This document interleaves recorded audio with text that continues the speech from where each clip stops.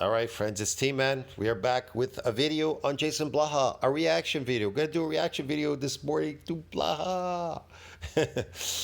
Yeah, man, the gym, lifting, recruiting, gear, fitness slave himself, JasonBlaha. We're going to do a reaction video to Blaha's video. Blaha says, how much protein do we really use to build muscle? Well, that's a good question. How much do you use to build muscle? What happens when you run out of nuclei? How much muscle are you building then? How much protein do you need? Zero. How much protein do we actually need to maximize muscle growth? Hey everybody, it's JasonBlaha here, and I thought I would chat. Again, that's an easy question to answer, and I can answer that right away in the beginning of this video. So,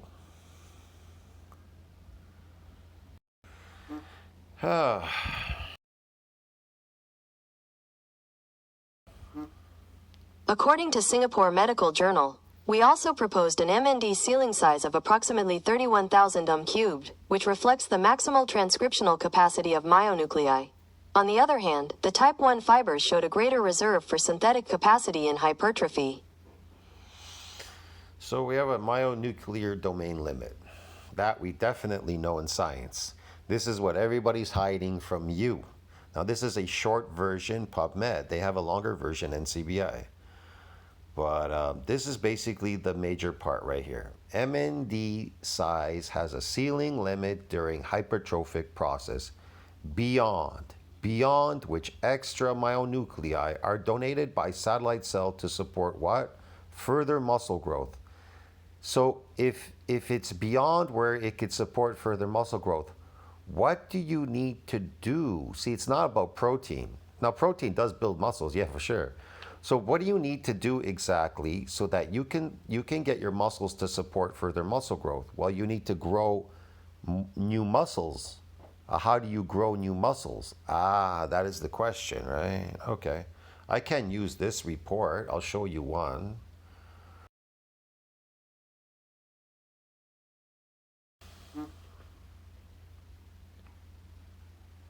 So this is a shorter version PubMed. It's called Satellite Cells in Aging, Use It or Lose It. So if you scroll down here, it'll tell you right here. It says, in response to injury, satellite cells are able, this is what they say, in response to injury, satellite cells are able to activate, re-enter the cell cycle, creating what? Creating new cells to repair and create what? Nascent muscle fibers, to create new muscle fibers, while preserving a small population that can return to quiescence for future regenerative demands. Okay, so how do you support further muscle growth if the satellite cell is beyond where it could donate any more extra nuclei to that domain to support further muscle growth? What do you need to do exactly?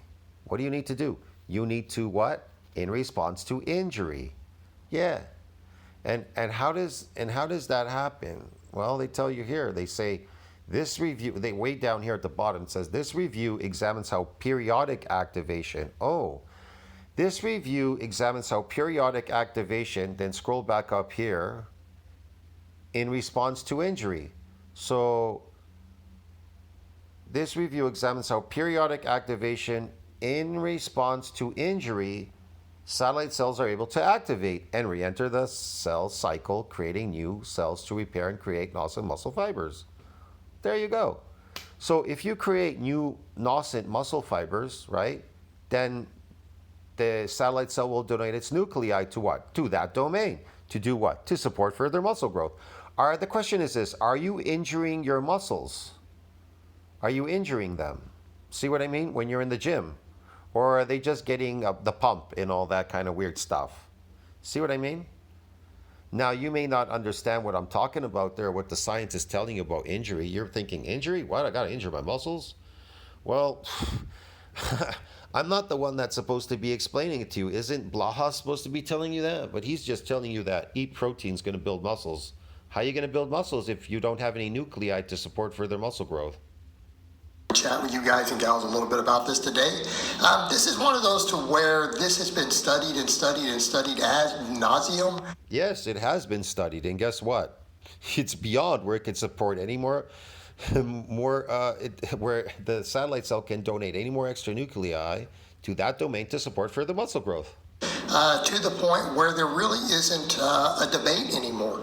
And it turns out the answer is actually kind of between what bodybuilders and bodybuilding magazines recommended, who are, again, making money selling supplements, and kind of... You mean how much steroids, how much protein does a steroid person need that's taking steroids?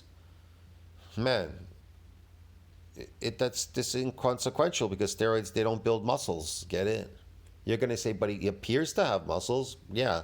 Just because something appears to look like it's got muscles doesn't mean it's muscles inside. It can be water, duh.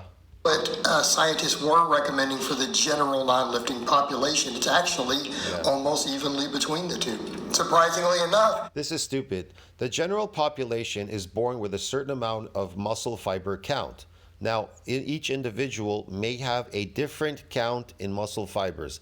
Now, as far as those fibers massing up, they can only mass up so much. They have a domain limit. Those cells can only get so big, muscle cells.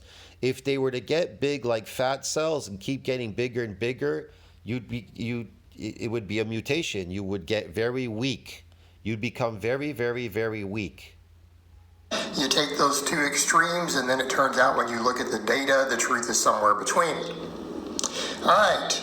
Historically, the RDA has been like whatever, 60 grams or something like that. 65 grams is what was... Again, you can't keep hypertrophying muscle cells. They don't keep hypertrophying. That's ridiculous. That's why you need more nuclei to support further muscle growth. Needed for basic health, okay? To be basically healthy and to not have a protein deficiency, that is what... Yeah, you don't want a protein deficiency. Really healthy. Yeah, you don't want a protein deficiency. Of course not. That's what vegans get, protein deficiencies. They are in a catabolic state. As a person on a natural carnivore, as you as a carnivore on a your natural diet, meat, you'll never be deficient. You'll always be in positive, you should be in positive nitrogen balance, whether you're lifting or not. Now, if you're lifting, you need to be in positive nitrogen balance as well. So, because you're breaking down protein. So protein synthesis needs to exceed that breakdown in order for you to stay in positive nitrogen balance as a lifting slave in the gym. Get it? Yeah, that's about it. Boy, you're not building any muscle there. You're just wasting your time. And to not have a protein deficiency, that is what most humans should be consuming. Obviously, that varies a little bit based upon gender, body weight, stuff like that. Again, if you're not injuring muscles in the gym, which can only happen in an adaptation, they only happen in adaptations. And these adaptations are extremely astronomically hard to get. Okay, dude? And they only ever happen in an unaccustomed, unfamiliar, and untrained state, because that's what's unique about untrained muscles. They get stiff and sore the next day due to muscle damage. All right. For years, the bodybuilding world, due to the supplement industry, was recommending is the standard 1 gram per pound of body weight, which is 2.2 grams. Okay, 1 gram per body weight. So you go in the gym.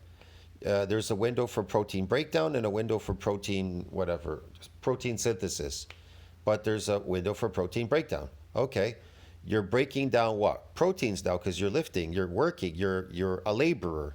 So why are you so hungry? Why does your body force you to keep eating so much? You're so hungry afterward, after you labored so hard in a gym now without paying the guy to lift his stuff.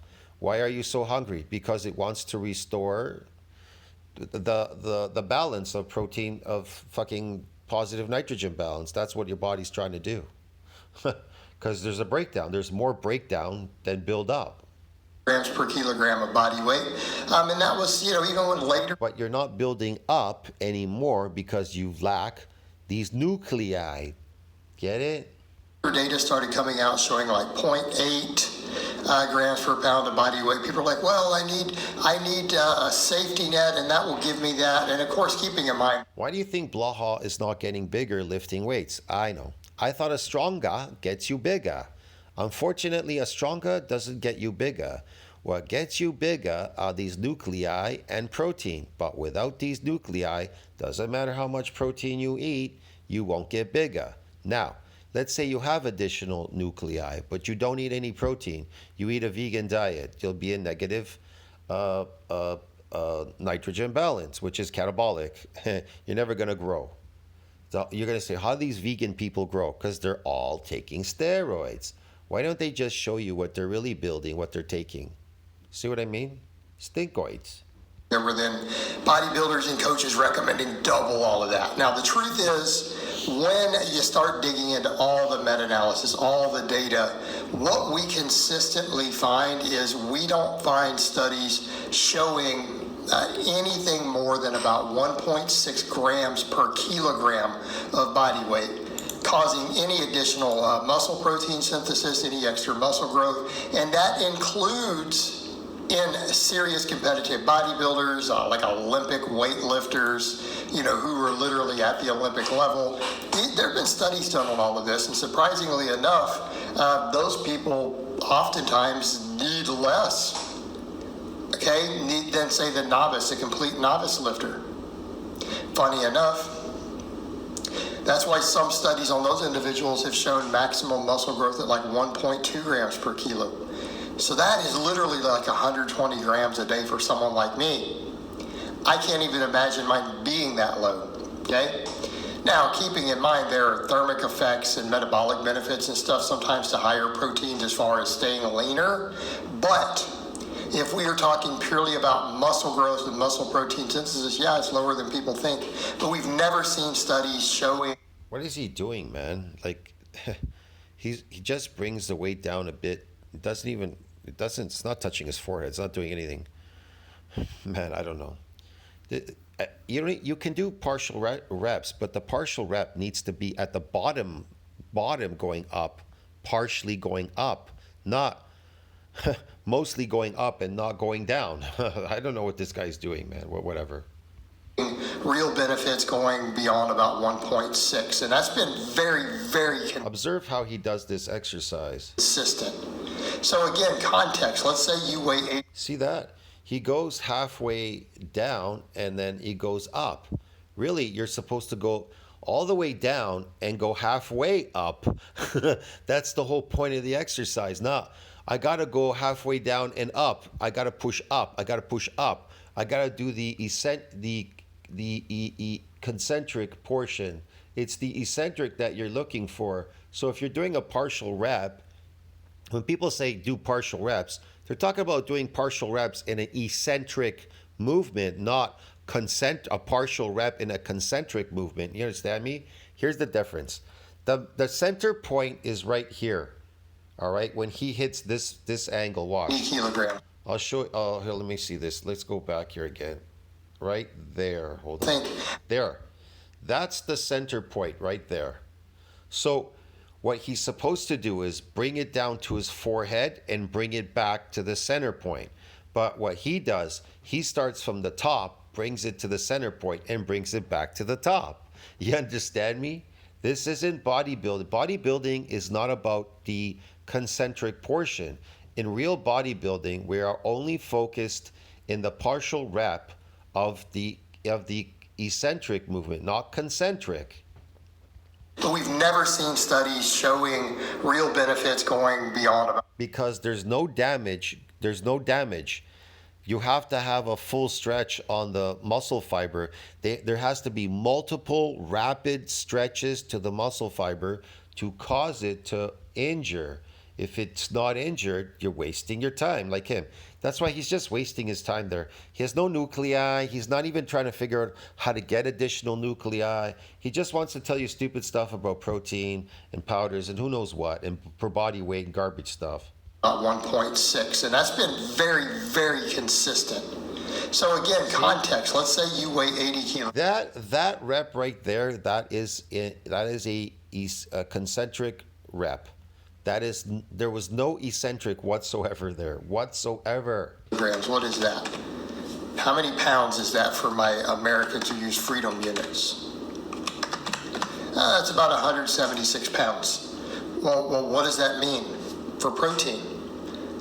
That means that we're talking about a 175-pound male, about 80 kilograms, or female, right? we're talking about 128, 130 grams of protein. Okay, that's it. That's it. Again, it's inconsequential how much protein you eat if you don't have additional nuclei, dude. Now, and that's assuming most of it's coming from higher quality protein sources, but that is enough to maximize muscle growth. Now, higher quality protein, there's nothing higher than quality in protein than meat. What are you talking about? I'm going to mention again in a bit, that doesn't mean there aren't benefits to going above that for satiety, thermic effect, metabolic benefits, leanness, okay? So we need to be clear on that. But if you're hitting those numbers, like if you're around that 1.5 to 1.6, you are well into the safe zone, okay? Anything you are consuming beyond that absolutely is purely for other metabolic benefits. It is not helping you gain more muscle. So we need to be clear when asking that question, okay? Is it contributing to muscle growth? And it makes sense because realistically, no, it's not contributing to muscle growth without the addition of nuclei. Hello? the human body is pretty good at recycling its protein pools. A lot of people are unaware of this, but your body routinely cycles through 300 to 400 grams of the protein in your body from its... Yeah, it does that every day. There's a buildup and a breakdown, buildup and breakdown. But think about it. Now that you're using your body physically, there's going to be more breakdown in protein. So what do you need to do? Protein synthesis needs to exceed that breakdown for lifting slaves.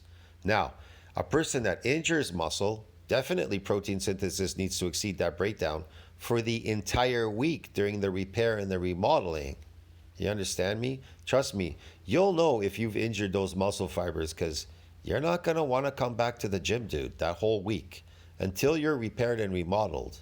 Trust me, you're going to be in pain. The movement, the painful restriction movement, range of motion is really hard to move. And you're using a lot of your arms. Your body will be completely injured, but your arms will be super injured. They'll be even more inclined not to lift anything. You'll be inclined not to lift anything the entire week. Muscle tissue and organs and other stuff, breaks it down and recycles it as a pool on a 24-hour basis already. Okay, so put that in perspective, again, dealing with muscle damage, muscle breakdown, all this various stuff. That's muscle damage, muscle breakdown, but he's not damaging muscles. You understand me? He's not damaging anything. He's getting hypoxia and oxidative, but that has nothing to do with building muscles. Hypoxia and oxidative. This is stupid. kind of your pull it's working with every single day. So if we're talking about gaining small amounts of muscle, like even if you're a novice, what are you talking about, a kilogram of muscle per month? That's extreme. Very few people are gaining that, by the way. And once you've been lifting a little while, that is not going to happen. Okay, but how many grams is that? How many grams is that? Here, you want to see something funny? Here, look, watch this. Like I've always done in all my videos.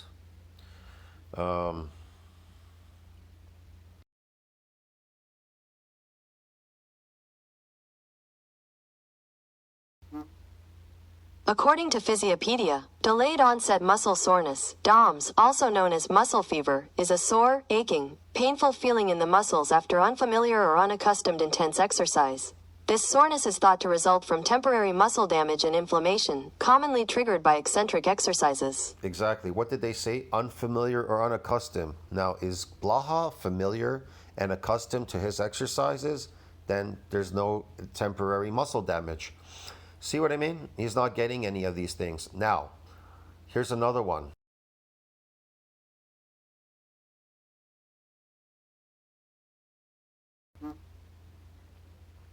Hold on.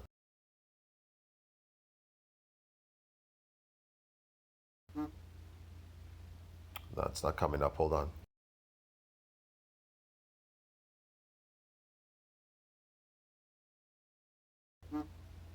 According to Physiopedia, delayed onset muscle soreness.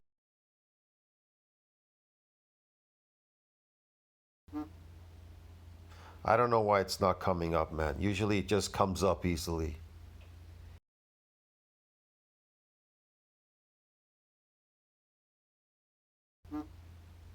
It's not coming up, man. I don't know why.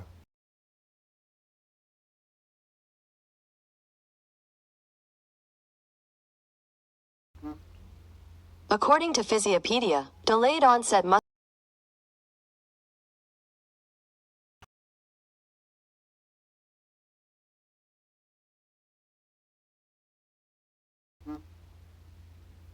I don't know what the fuck. I don't know why this is not working.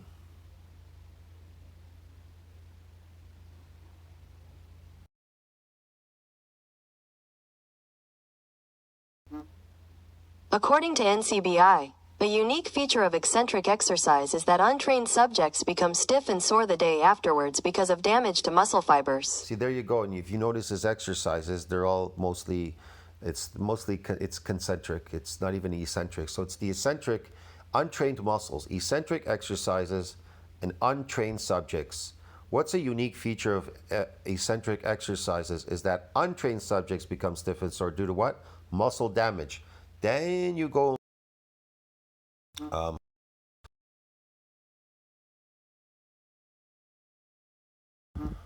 According to Quora, for those who don't know what nucleus overload means,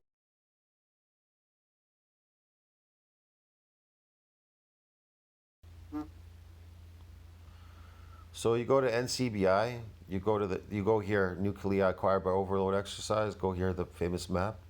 What did they say over there? What does it say here? It says untrained, first training satellite cell fusion. What's a unique feature of untrained muscles doing eccentric exercises? They get stiff and sore due to what? Muscle damage. Look, untrained muscles, first training.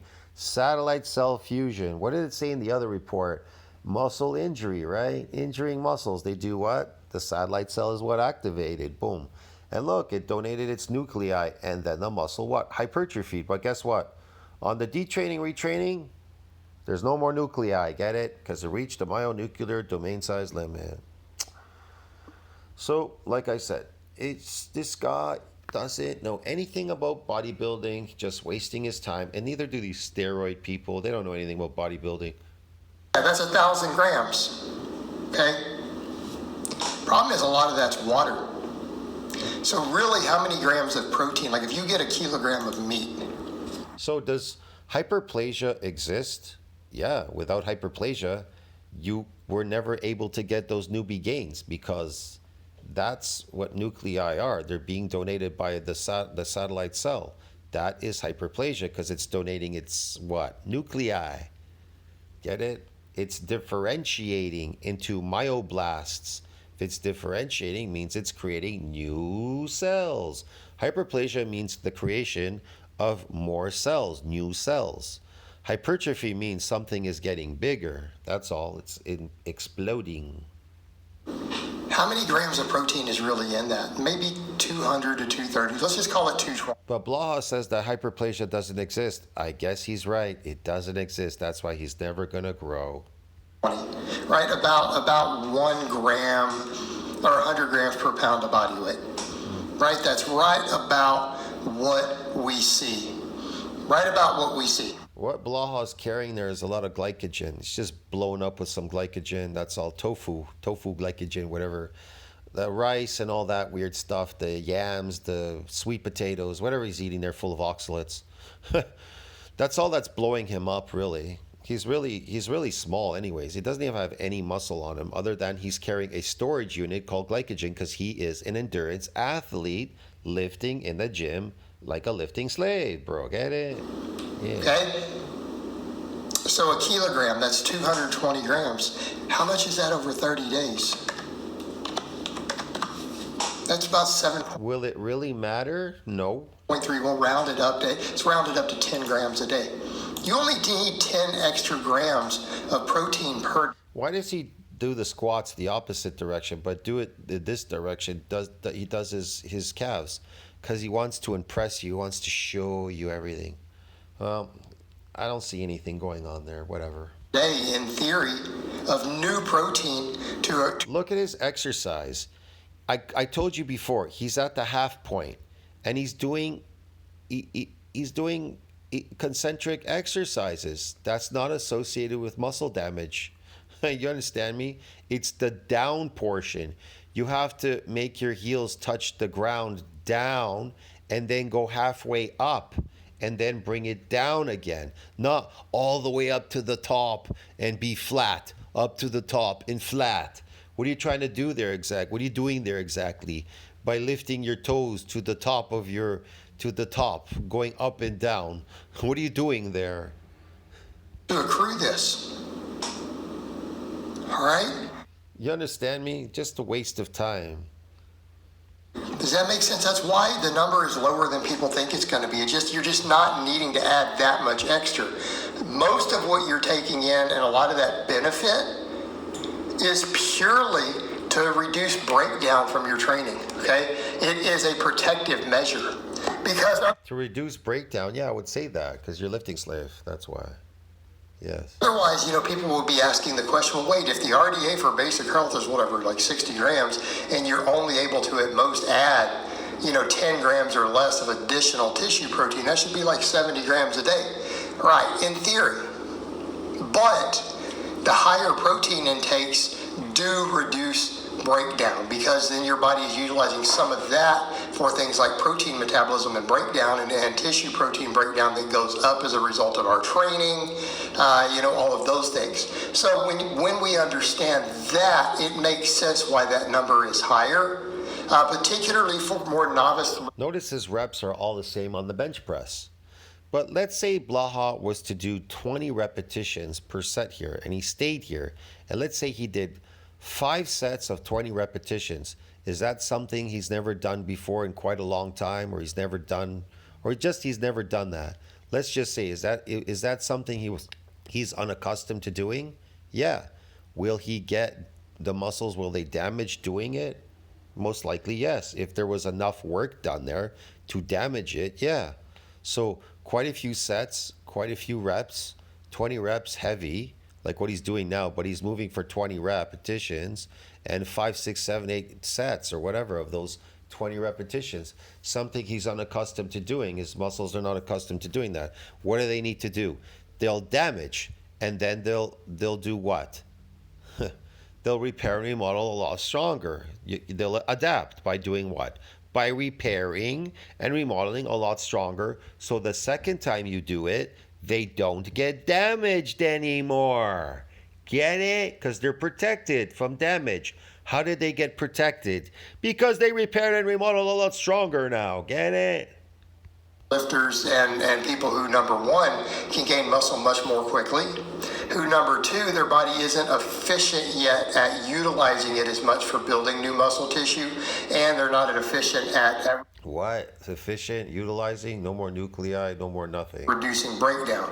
Whereas in more experienced lifters, this is why I'm a real experienced lifter. I'm a real lifter. I'm old school lifter, dude. I know everything about bodybuilding, and I would never waste my time like this guy.